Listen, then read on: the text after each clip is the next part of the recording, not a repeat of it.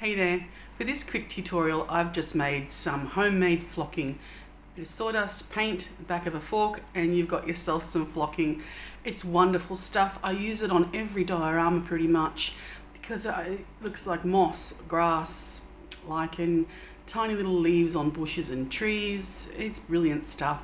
Costs you almost nothing to make it, and it's very, very easy. So I hope you get something out of this, and I hope you enjoy the video. This is some sawdust I had sourced from my local lumber mill. Predominantly redwood in that by the look of it. It's quite red and there's lots of lumps, so I'm going to just sieve it and get it nice and fine. You can do this more than once if you want to make it really fine, but you'll find it's probably best to do it after you've coloured your flocking or coloured your sawdust. I do it on a bit of baking paper or foil, so it's nice and easy to just slide into a container and add the paint to. You get quite a lot out of this small amount of sawdust, and the cleanup's easy when you use paper like this as well. That doesn't look much, but that is entirely how much flocking I'll get out of this, and that'll go a long way. It's a jar full. This green paint is the same one that I used in the video where I made clump foliage. You see how green this clump foliage is? Because the sponge was yellow, but because of the colour of my sawdust, which you have to keep in mind whichever colour you use, it will be darker because the colour of the brown combined with the green will make it darker as an end product. If you have, say, very light wood like pine as sawdust, you'll have much brighter flocking, so you may want to tone it down with a little bit of brown paint. It's up to you. A small amount watered down and stirred through. Because of the absorbency, I don't want it to be poured in one big go, and I want just the right amount, so just add it a bit at a time.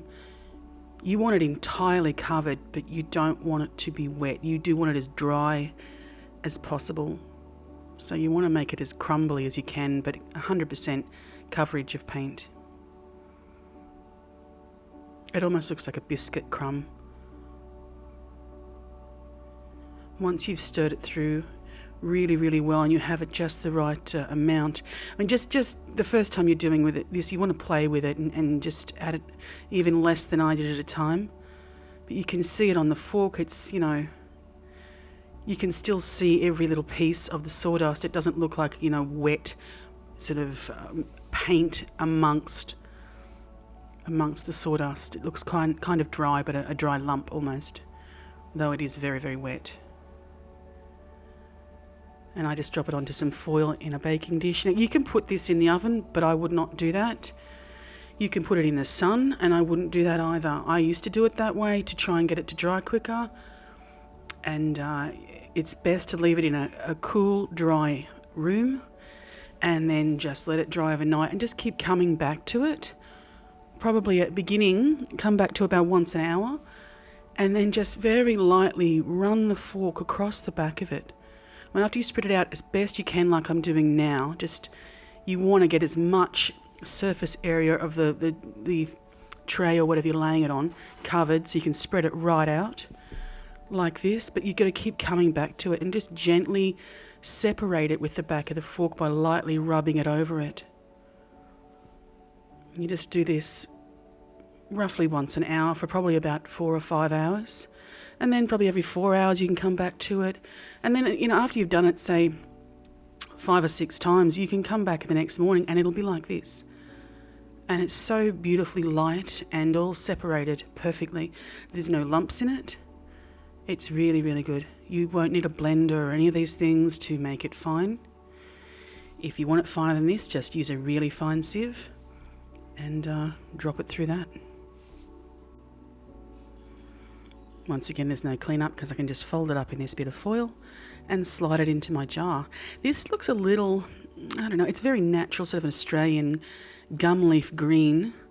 As you can see, that very brilliant green paint with the brown and the reds in the sawdust has made it very sort of dark and natural looking. But yeah, it's going to depend on you, the paint you use and the sawdust you use. But I like the dark and natural ones compared to something stark.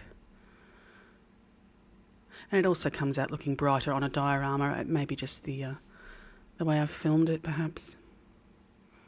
But it's beautiful and fine and loose and lump-free, which is brilliant. Little container for spices are great for sprinkling them out with. This is one I prepared earlier. I don't know when I did this, it was a long time ago, but I've kept it as an example. You can see all the lumps in it. I've dried this in the sun, and this was one of my better ones that I did a long time ago. And when the paint dries in lumps like that, it solidifies almost like little stones. And you'd need a blender to break them up, or just waste so much sieving it. There's not much point. This is the one I've just made. You can see the difference. Even that little, what looked like a lump, just broke into nothing, like flour almost. And these little hard lumps, look how hard they are. Just like little rocks. So take your time, do it in a cool room. Don't use the oven, don't use sunlight, just use patience and it'll come out perfect. It's beautiful. This is one of my older dioramas that I made, and you can see it looks like moss on the rocks and little bits of grass and, lichen on the log, tiny ferns, the beginnings of a fern. It sort of lets your imagination do the work of what the flocking may or may not be. And this is a perfect example on this diorama because it's got the rocks and the ground and the logs and it's beautiful stuff. I really love it. It's so simple, but it holds so much realism for something that is so easy to make. It's great stuff. I could talk about it all day, but I really do like it very much.